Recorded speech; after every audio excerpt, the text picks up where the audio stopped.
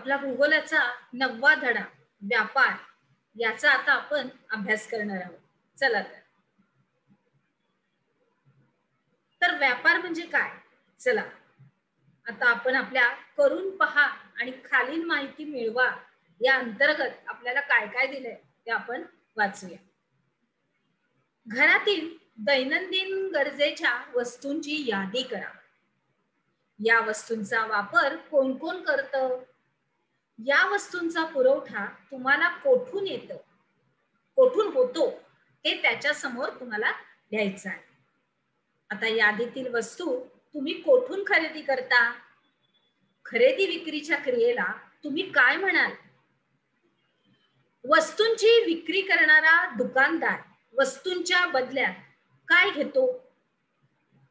या वस्तू तुम्ही जिथे खरेदी केल्या असतील तिथे या वस्तू कोठून आल्या व त्यांचा मूळ स्रोत हा कोणता याची माहिती घ्या आणि ते यादीतील वस्तूंच्या नावापुढे लिहा. मिळवलेल्या माहितीविषयी वर्गात चर्चा करा. आता वर्गात चर्चा करा या अंतर्गत तुम्ही तुमच्या घरामध्येच बसून त्याच्यावर विचार विनिमय करायचा आहे. अर्थात तुम्हाला जर तिथं तुमचे वर्गातलेच म्हणजे तुमच्याच इयत्तेतले काही सवंगडी मित्र तुमच्या विद्यार्थी मित्र आजूबाजूला असतील तर दोघांना किंवा तिघांना तुम्ही घेऊन ह्याच्यावर चर्चा करू शकता. एका तुमच्या घरामध्ये बसून लांब लांब बसून तोंडावर मास्क घालून तुम्ही विचार विनिमय करू शकता. पुढे जाऊया. भौगोलिक स्पष्टीकरण.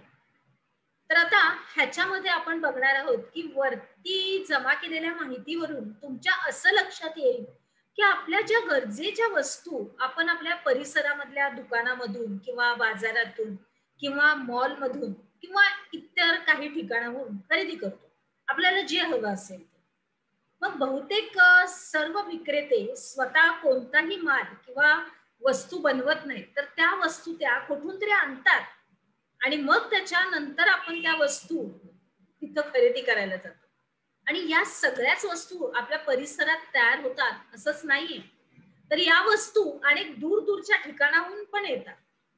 म्हणजे कसं, तर घाऊक बाजारपेठ, कारखाने, कृषी उत्पन्न बाजार समित्या इत्यादी ठिकाणाहून या वस्तू प्रथम किरकोळ विक्रेत्यांकडे आणि मग त्या पुढे आपल्यापर्यंत पोहोचवल्या जातात. आलं लक्षात? पुढे जाऊया.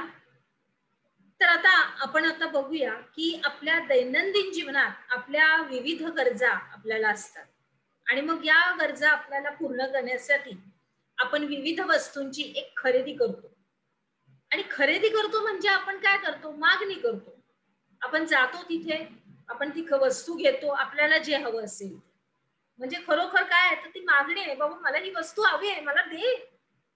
दुकानदाराला पण असं काय, तो दुकानदार तो आपल्याला देणार नाही, त्याच्या बदल्यात आपल्याला काहीतरी पैसे द्यावे लागतात, काहीतरी अमुक ठराविक रक्कम द्यावी लागते आणि मग ती वस्तू आपण खरेदी करतो. आता या वस्तूंची मागणी पूर्ण करण्यासाठी वस्तूचं त्या उत्पादन पण केलं जातं आणि या वस्तूचा पुरवठा उत्पादक करतो. बरोबर? म्हणजेच काय, तर त्या घाऊक व्यापाराला तो विकतो. जो विकणारा दुकानदार असतो त्याला तो आणून विकतो. उत्पादन करणारा वेगळाच असतो. बरोबर? आणि मग अशा प्रकारे एकमेकांच्या गरजा ह्या पूर्ण करण्यासाठी वस्तूंची खरेदी आणि विक्री केली जाते आणि आपण वस्तूंची खरेदी करणारे ग्राहक असतो. आपण कोण आहोत? ग्राहक, सामान्य ग्राहक. जे आपल्याला वस्तू हवी आहे ते आपण जाऊन घेऊन येतो. तसंच वस्तूंचं उत्पादन करणारं हे उत्पादक किंवा विक्री करणारे विक्रेते असतात. मग ग्राहक आणि विक्रेते हे वस्तूंची खरेदी विक्री किंवा देवाणघेवाण करतात. यालाच काय म्हणतात? व्यापार. बघा, सार सगळा आपल्या या वाक्यात आहे की ग्राहक आणि विक्रेते वस्तूंची खरेदी विक्री किंवा देवाणघेवाण करतात. यालाच व्यापार असं म्हणतात. पुढे बघूया. व्यापार ही एक महत्वाची आर्थिक क्रिया आहे. आत्ताच ह्याच्या अगोदरच्याच आपण धड्यामध्ये शिकलो की आर्थिक व्यवहार, बरोबर, म्हणजे काय आहे, अर्थशास्त्र काय आहे हे आपण बघितलं. आणि आता आपण इथं बघतोय की आर्थिक क्रिया कोणती आहे, ती आहे ही व्यापार. म्हणजे काय? देवाण घेवाण. बरोबर? तर समाजातील लोकांचं आर्थिक जीवन हे एकमेकांवर अवलंबून असतं. कोणताही प्रदेश किंवा देश हा स्वयंपूर्ण नसतो. मग या लोकांच्या गरजा पूर्ण करण्यासाठी दोन प्रदेशादरम्यान व्यापार होणं हे गरजेचं असतं. देवाणघेवाण होणं गरजेचं असतं. मग प्रत्येक देशाची भौगोलिक परिस्थिती ही वेगवेगळी आहे आणि प्रत्येक प्रदेशामध्ये विशिष्ट वस्तूंचं हे उत्पादन होत असतं. मग ज्या ठिकाणी एखाद्या वस्तूची कमतरता असते तेथे त्या वस्तूला मागणी असते आणि ज्या ठिकाणी वस्तूचं उत्पादन अतिरिक्त होतं तेथून त्या वस्तूंचा पुरवठा केला जातो. हे इथं आहे आमच्याकडे, तर पाठवा, या ठिकाणी पाठवा, त्या ठिकाणी पाठवा, त्यांची मागणी आहे वस्तूला, अशा रीतीने.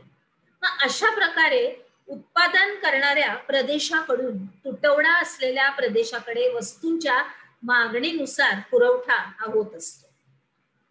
बरोबर. मग उदाहरणार्थ जम्मू काश्मीरमध्ये होणारे सफरचंदाचे उत्पादन हे भारतातल्या इतर राज्यामध्ये मागणी जिथं जिथं आहे त्या ठिकाणी पाठवलं जातं. आपल्या देशात, आपल्या महाराष्ट्रामध्ये सफरचंद होतं का? नाही. जम्मू काश्मीरमध्ये होतं सफरचंद, मग तिथून ते मागवलं जातं. पण आपल्या महाराष्ट्रात आपल्याला अगदी आरामात बसून ते खायला मिळतं, कारण तिकडून ते उत्पादन तिथं होतं पण त्याचा पुरवठा आपल्या महाराष्ट्रात केला जातो आणि मग आपण आनंदात पण अगदी आवडीनं आपलं सफरचंद खात असतो. बरोबर. पुढे आपण काय शिकलो या संदर्भामध्ये? खालील व्यापारी प्रकारांचे वर्गीकरण करा, हे तुम्हाला सोडवायचंय. काही तिथे तुम्हाला देश दिलेले आहे, त्याच्याप्रमाणे तुम्ही त्यांचं वर्गीकरण करायचं. चला तर पुढे जाऊया. अजून काय काय शिकायचंय आपल्याला?